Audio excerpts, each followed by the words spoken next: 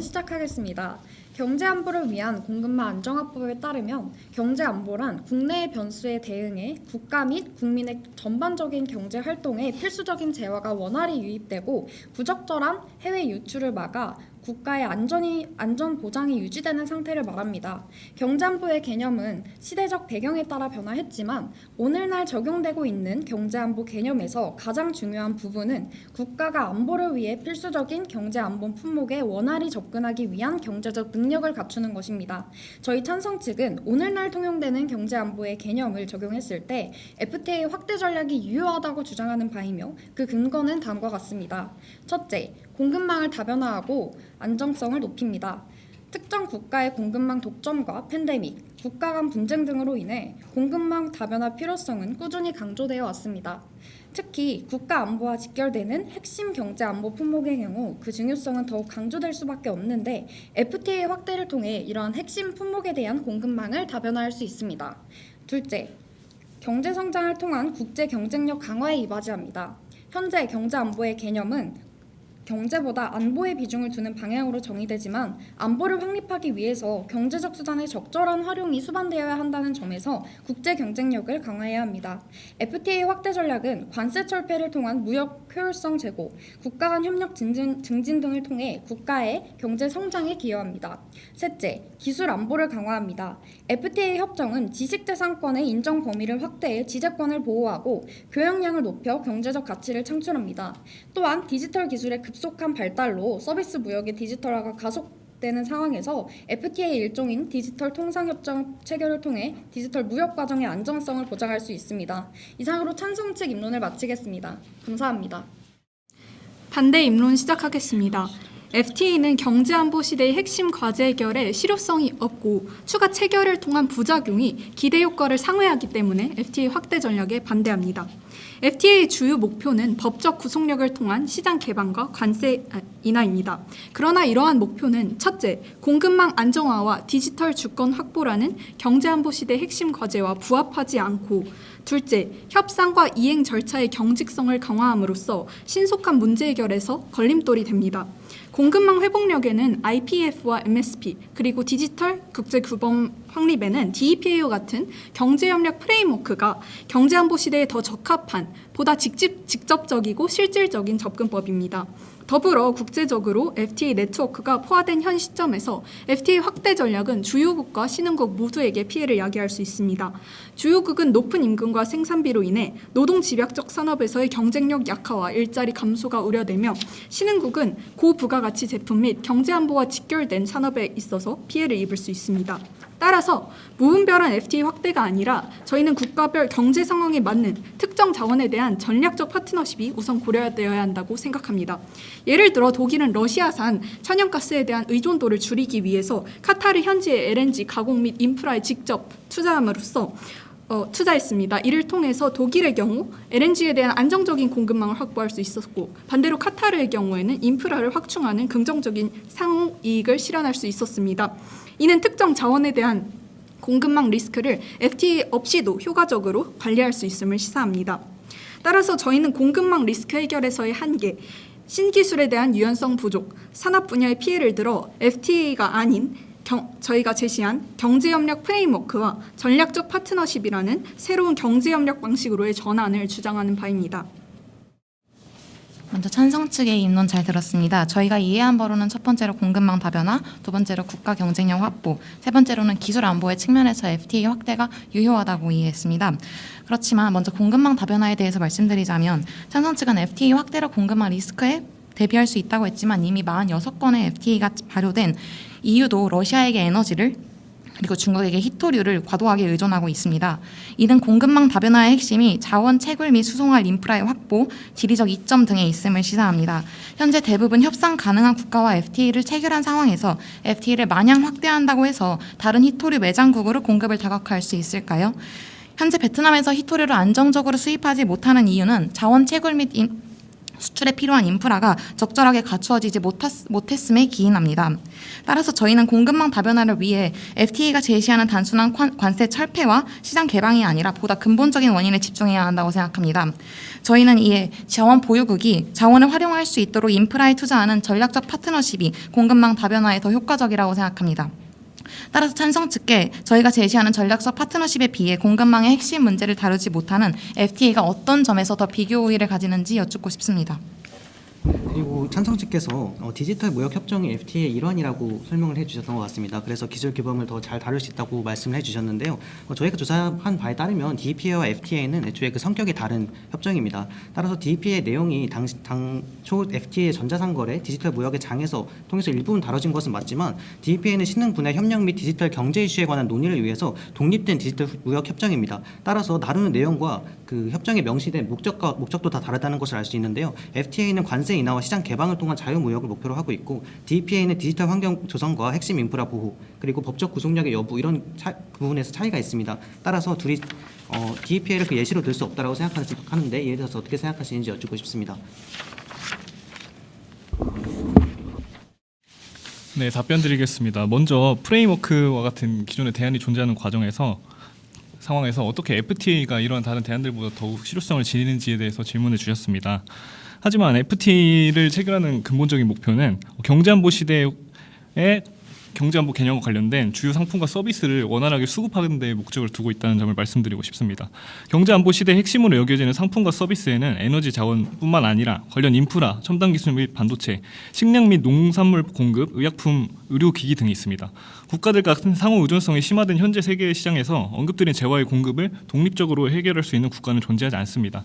세계 최고 강대국이라고 말할 수 있는 미국조차도 경제안보 핵심 재화를 수급하기 위해 우방국과 협력을 강화하고 있는 상황에서 국가 간 협력을 통한 공급망의 다변화와 안정성 확보는 어느 국가에게도 예외가 허용되지 않는 필수 불가결한 요소이며 목적을 달성하기 위한 최적의 수단은 FTA라는 점을 말씀드리고 싶습니다.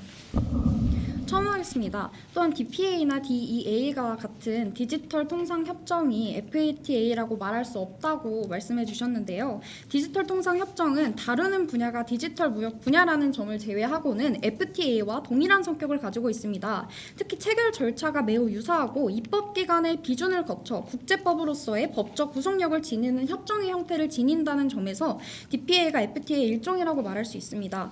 또한 그 FTA의 강력한 법적 구속력이 오히려 절차적인 문제 때문에 실효성이 없다라고 말씀해 주셨는데 FTA는 체결 과정에서 사전 연구나 서명 그리고 국내 비준 발효라는 과정을 거치기 때문에 더 실효성이 있다고 생각합니다.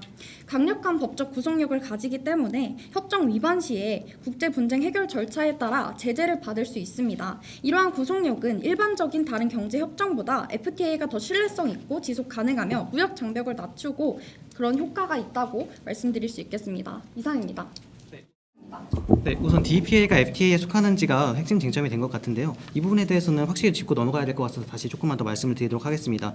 DPA 같은 경우에는 법적 구속력이 있다고 하셨지만 이것은 일부 핵심 조항에 대해서만 있고요. 그 다음에 어떤 참여국이 협정에 참여할 것인지에 대해서 보다 개방적으로 열려 있습니다. 그래서 보다 자유롭고 유연하게 디지털 경제 그 자체의 측면에 맞춰서 논의를 해보겠다 이런 뜻이고요. FTA 같은 경우에는 말씀해 주신 대로 그 성격이 시장 개방과 관세 인하에 맞추고 초점을 맞추고 있다는 점에서 애초에 둘이 성격이 다른 협정입니다. 그래서 저희는 왜 디지털 경제 측면 그리고 새로운 신기술의 규범을 새롭게 확립하는 부분에 있어서 DPA가 아니라 FTA 관세 개방과 관세 인하와 시장 개방을 포함하고 있는 FTA를 사용해야 되는지 의문입니다. 특히 FTA는 이러한 법적 구속력에 따른 관세 인하 및 시장 개방의 효과에 따라서 신흥국의 참여를 막고 있습니다. 이러한 부분에 봤을 때 보다 자유롭게 참여국을 확대할 수 있는 DPA가 더 합리적인 방안이다라고 말씀을 드리고 싶습니다. 더불어서 찬성 측께서 말씀해 주신 대로 저희도 공급망 안정성 확립은 경제안보 시대에 매우 중요한 과제라고 생각합니다. 그리고 예시로 들어주신 에너지 자원에 대해서 저희는 충분히 전략적 파트너십을 통해서 해결이 가능할 수 있음을 언급해 드렸습니다. 또한 프레임워크가 FTA에 비해 더 FTA가 프레임워크에 비해 비교 우위를 가지는 점으로 여러 국가들의 협력을 언급해 주셨는데 이는 충분히 프레임워크로도 가능한 측면입니다. 반면 저희가 여쭤보고 싶은 사항은 공급망 안정화에 있어서 FTA 관세이나 시장 개방이라는 특성 때문에 오히려 현실적인 한계가 존재한다고 생각합니다. 글로벌 사우스 자원 부국 입장에서 생각해 보면 글로벌 FTA 체결로 인한 피해가 기대 효과를 상회하기 때문에 유인이 부족하기 때문입니다. 미국 페루 FTA 사례를 통해 볼 수 있듯이 구리, 금 보유국인 페루가 FTA 발효 후에도 여전히 노동 집약적 산업에 머물렀으며 미국 대기업에게 섬유 시장에서는 점유율을 뺏기는 결과를 초래했습니다. 이에 대해서 실제로 중요한 역할을 하는 자원 부국이 어떠한 요인으로 FTA 협상에 참여할 것인지 궁금합니다. 네, 답변하겠습니다. 먼저 프레임워크와 같은 FTA를 대신할 수 있는 방법을 통해서 공급망 다변화를 할 수 있다라고 말씀해 주셨습니다. 그 대표적인 예시로 입론에서 IPEF와 같은 예시를 들어주셨는데요. 트럼프가 지금 당선된 상황에서 그 미국이 주도하고 있는 IPEF는 현재 효력이 없을 것이라고 예상되고 있습니다. 그 이유는 트럼프가 유세 과정에서 IPEF를 탈퇴를 하겠다라는 말을 했기 때문입니다. 또한 기술 안보 측면에서 디지털 통상 협정에 대해서 계속해서 말씀해 주시고 계신데 그렇다면 디지털 통상 협정이 아니라 FTA 자체에도 디지털 관련해서 내용이 담겨 있다는 점을 말씀드리고자 합니다.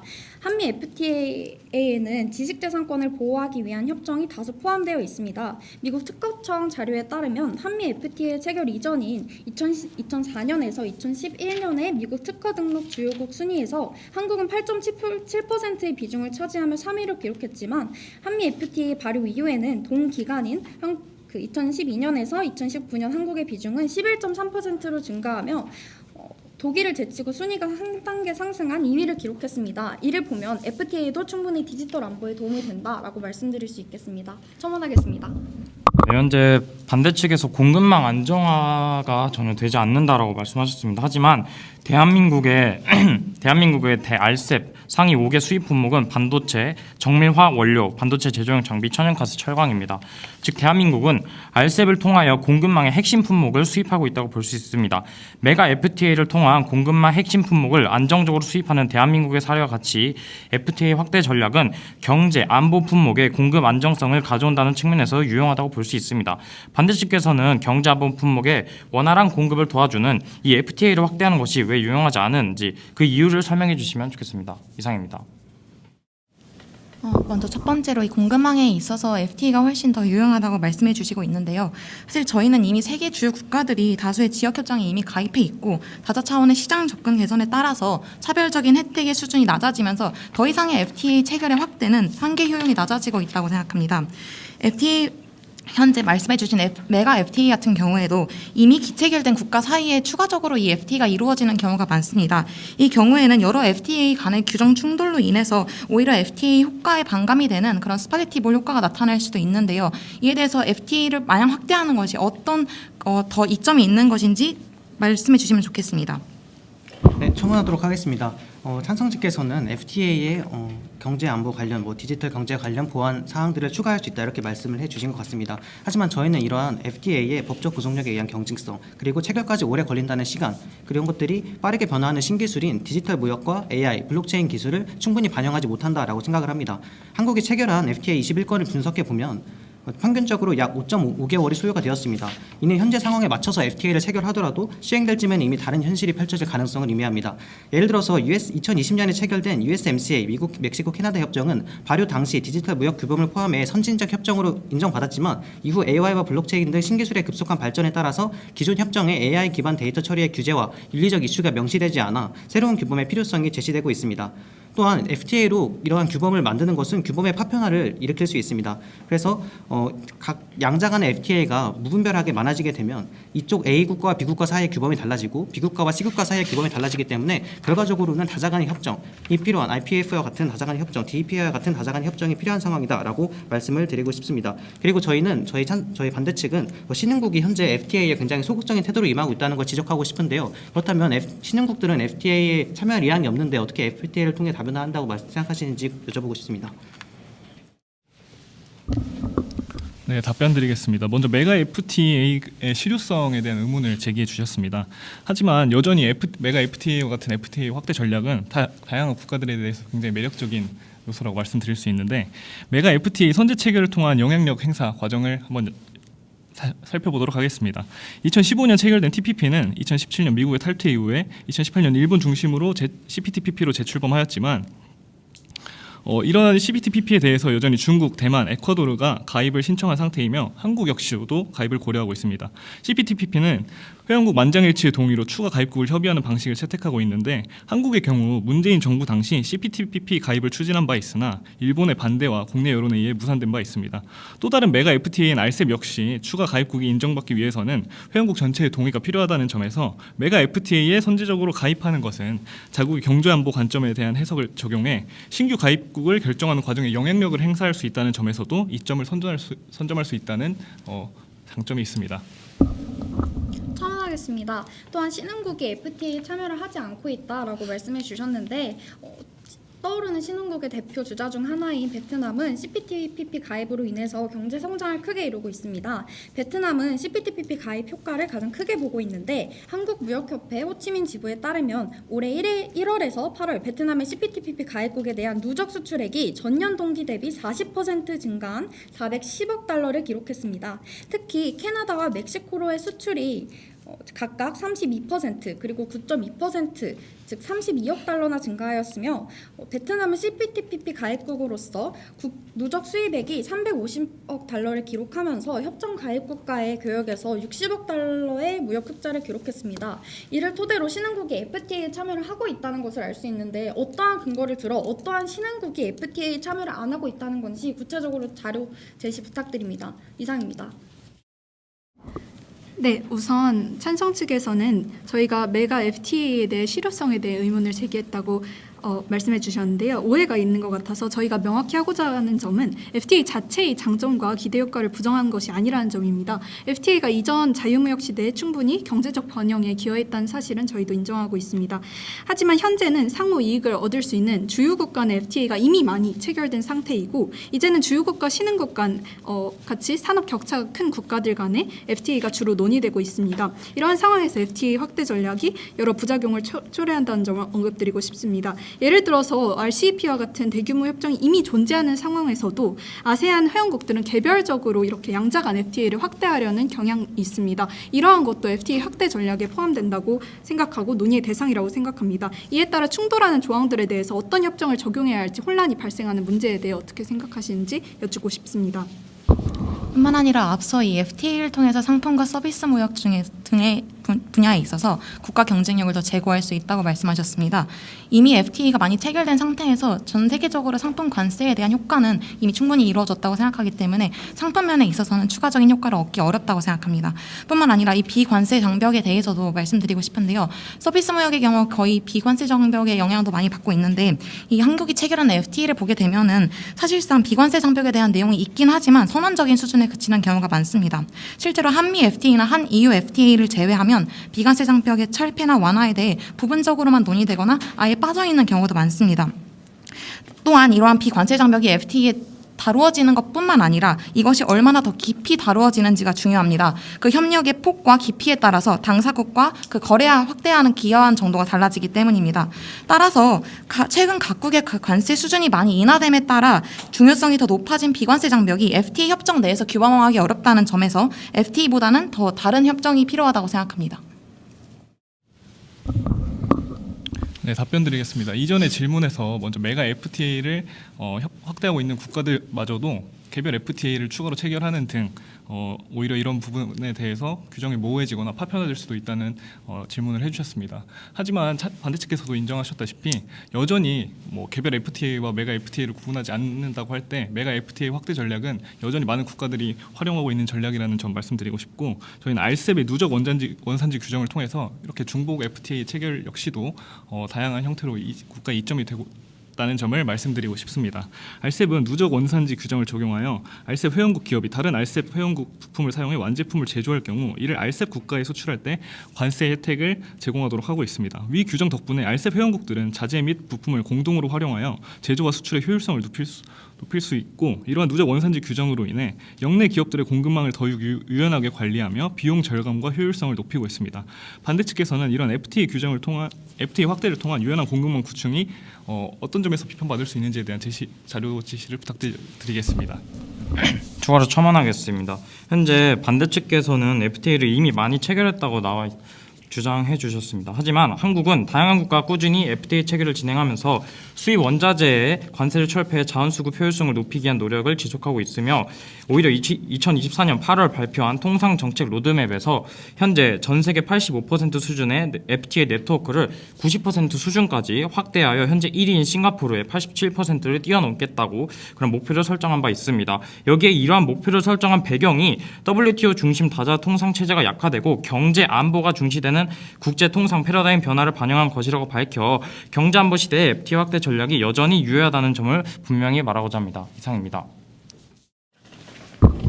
네, 우선 저희 측 같은 경우에는 공급망을 다변화하는 것에 있어서 이미 FTA로 추가적인 FTA 확대 전략으로 공급망을 다변화하는 것이 한계가 있다라는 것을 다양한 사례들을 통해서 말씀드린 바 있습니다. 히토류와 에너지를 의존하고 있다라는 점, 그리고 신흥국과의 FTA가 실질적으로 이루어지지 않고 있다라는 점을 예시를 들어서 말씀을 드렸는데요. 이러한 부분에서 봤을 때 저희가 대안으로 말씀드린 전략적 프레임워크는 어떻게 생각하시는지에 대해서 답변을 꼭 듣고 싶습니다. 특히 전략적 프레임워크 같은 경우에는 앞서 말씀드린 공급망 다변화의 본질적인 문제, 결국 인프라가 없다라는 문제, 그리고 신흥국의 참여 요인이 없다는 문제를 적극적으로 반영해서 그들이 진짜로 원하는 인프라를 구축을 해주고 그 과정 속에서 공급망을 안정적으로 확보하는 그런 방안입니다. 이에 대해서 저희는 독일과 카타르의 LNG 협력 사례도 말씀을 드렸고, 그 다음에 미국도 현재 콩고공화국과의 전략적 프레임워크 협정을 통해서 코발트를 안정적으로 공급받고 있다는 점을 말씀드리고 싶습니다. 따라서 찬성 측께서는 지금 이미 맺어진 FTA의 장점을 지금 계속해서 역설해 주실 게 아니라 앞으로 향후 이런 전략적 프레임워크에 비해서 FTA가 가진 이점이 뭔지를 명확하게 설명을 해주셔야 됩니다.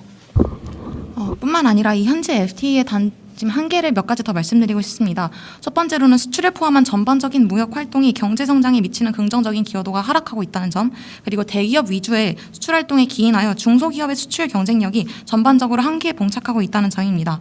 사실상 2003년 FTA 로드맵 제정 후에 적극적인 정책 추진에 의해서 15개로 확대된 FTA 네트워크에도 불구하고 수출 활동에 있어서 FTA 활용도는 여전히 부진하고 있습니다. 이 FTA가 대기업의 해외 시장의 접근성을 높이지만 중소기업의 관세 혜택을 받기 위해서 복잡한 행정 절차를 감수해야 하고 활용도가 낮아서 실질적으로 혜택을 누리지 못하고 있습니다. 이러한 상황에서 저희는 이 경제안보 시대에 단순한 시장 개방이 아니라 중소기업과 특정 산업이 글로벌 가치사들에 참여하고 국제 생산 분업을 통해서 경쟁력을 강화할 수 있도록 지원하는 새로운 형태의 통상 정책이 필요하다고 생각합니다. 네, 답변 드리겠습니다. 먼저 프레임워크를 계속해서 말씀해 주시고 계신데 대표적인 예시로 들어주신 IPEP의 경우 미국 등 강대국의 결정의 번복으로 인해서 구속력이 없는 프레임워크는 강대국이 결정을 번복하게 되면 이 문제를 어떻게 해결할 수 있는지 이 부분에 대해서 답변 부탁드립니다. 그리고 또 FTA가 비관세 장벽 부분에서 부실하다라고 말씀해 주셨는데 한국이 체결한 모든 FTA를 살펴보면 환경, 노동, 협력, 그리고 또 TBT와 같은 기술 무역 장벽과 같이 비관세 장벽에 대한 내용도 많이 담고 있습니다. 따라서 FTA가 비관세 장벽에 한계가 있다라는 측면에 대해서 구체적인 설명 부탁드립니다. 네, 첨언드리도록 하겠습니다. 현재 반대 측께서는 FTA 체결이 중소기업에게 오히려 피해가 된다, 도움이 되지 않는다라고 말씀하셨습니다. 하지만 현재 한국은 FTA 종합지원센터를 운영하여 중소기업의 FTA 활용을 체계적으로 지원하고 있습니다. 산업통상자원부, 기획재정부, 중소벤처기업부 등의 정부 부처와 무역협회, 대한상공회의소 같은 지원기관, 관세사, 원산지 관리사 등의 전문가들이 참여하고 있습니다. 전문 컨설팅, 정보 제공 등 교육 등 실질적으로 중소기업의 FTA 활용을 지원하기 위해 여러 서비스를 제공하고 있고요.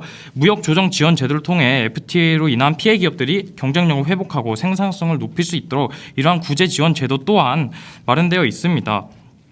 따라서 찬성 측이 지금 주장하시고 있는 FTA로 인한 중소기업의 피해를 입는다는 점은 저희가 충분히 대응할 수 있는 방안이 마련되어 있음을 시사하고 말씀드리겠습니다. 이상입니다. 네, 반대측 마무리 발언 시작하도록 하겠습니다. 우선 본 토론의 핵심 포인트는 경제 안보 시대의 FTA 확대의 효과를 다루는 것입니다. 이 부분에 있어서 저희는 확대의 효과에 있어서 공급망과 디지털 경제 측면에서 활발한 논의를 했던 것 같은데요. 우선 공급망에 대해서 말씀을 드리고 싶습니다. 찬성 측께서는 현재 IPEF가 미국과 같은 강대국의 탈퇴로 인해서 힘을 잃었다고 말씀해 주셨지만 메가 FTA의 효용성을 제시하는 사례로서 CPTPP를 제시해 주셨습니다. CPTPP 또한 미국의 탈퇴 이후에 잘 돌아가고 있다라고 말씀해 주셨는데요. 이러한 점에서 논리적 일관성이 부족한 부분을 드러냈다고 생각을 합니다. 결과적으로 이러한 사례들을 통해서 여러 국가가 협력을 하는 과정이 중요하다. 특정 국가가 참여하고 말고의 여부가 아니라 여러 국가의 협력을 하는 장이 중요하다라는 것을 강조하셨다고 생각을 하고 이런 부분에 있어서 IPEF와 같은 다자간 프레임워크가 충분히 효과가 있다라는 점을 말씀드리고 싶습니다. 공급망 리스크의 근본적인 원인은 자원의 지정학적 특성과 자원을 활용한 인프라 부족이 있음을 다양한 근거를 들어서 제시했습니다. 이를 통해 공급망 자체에 집중하기 위해 설계된 IPEF와 같은 경제협력 프레임워크라는 대안이 시장 개방을 목표로 하는 FTA에 비해 경제안보 시대에 보다 적합함을 말씀드렸다고 생각을 합니다. 두 번째로 디지털 경제 부분에 대해서 논의가 있었습니다. 찬성 측은 DEPA의 성격에 대해서 FTA에 속한다고 말씀해 주셨지만 저희는 이것이 그렇지 않다라는 것을 DEPA의 협정에 규정되어 있다라는 것을 말씀을 드렸습니다. 또한 FTA를 통해서 다양한 디지털 규약 모범을 설정할 수 있다고 말씀을 드렸는데 이에 대해서 USMCA 등의 사례를 통해서 빠르게 변화하는 첨단 기술 산업에 유연한 대응이 어렵다는 것을 충분히 말씀드렸다고 생각합니다.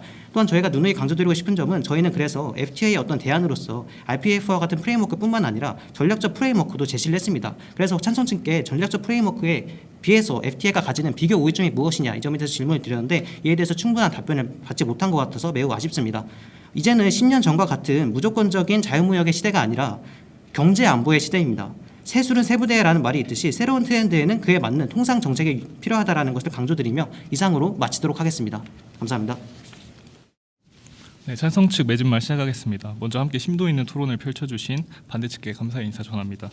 먼저 반대 측께서는 FTA 외 프레임워크 등의 활용을 통해 경제 안보를 확립할 수 있다고 주장해 주셨습니다. 하지만 그러한 프레임워크의 장점으로 대표되는 유연성 같은 경우에는 오히려 법적 구속력의 미비로 인해서 그 실효성에 의문이 든다는 점을 저희가 말씀을 드렸습니다. 또한 이미 FTA가 확대된 상황에서 추가 FTA 체결의 활용도에 대해서도 의문을 제기해 주셨습니다. 하지만 GDP 기준 전 세계적으로 가장 많은 FTA를 맺고 있는 한국과 싱가포르 등도 여전히 FTA 확대 전략을 채용하고 있다는 점에서 FTA의 유효성을 엿볼 수 있는 부분이라고 말씀드릴 수 있겠습니다. 또한 FTA 비관세 장벽과 관련한 규정 부족에 대해서는 저희가 지재권, 노동, 서비스, TBT 등 같은 규정이 이미 FTA에 존재한다는 점을 들어 FTA의 실효성을 다시 한번 강조드리겠습니다. 오늘의 논제인 경제안보시대 FTA 확대 전략을 유효성에 따지기 위해서는 먼저 경제안보시대의 핵심 품목으로 간주되는 에너지 자원, 첨단 기술, 식량, 의약품 등에 대한 원활한 수급이 FTA를 통한 무역 장벽 축소와 국가 간 협력 증진 없이 가능한지, 그리고 현재 세계 각국이 FTA 전략을 대하는 태도가 얼마나 적극적인지 이 두 가지를 따져보아야 한다고 생각합니다. 이미 국가 간 상호 의존성이 심화한 상황에서 핵심 경제안보 품목 수급을 자체적으로 해결할 수 있는 국가는 존재하지 않습니다. 이는 국가들이 FTA 확대를 위해 열을 올리는 이유이며 RCEP과 CPTPP 등 메가 FTA에 대한 다양한 국가가 참가를 여전히 희망하고 있다는 점, 미국조차도 일부 전략의 수정이 있지만 여전히 FTA를 적극 활용하고 있다는 점에서 FTA 확대는 경제안보 시대의 유효한 전략이라고 말할 수 있습니다. 이상으로 찬성 측 맺은 말 마치겠습니다. 감사합니다.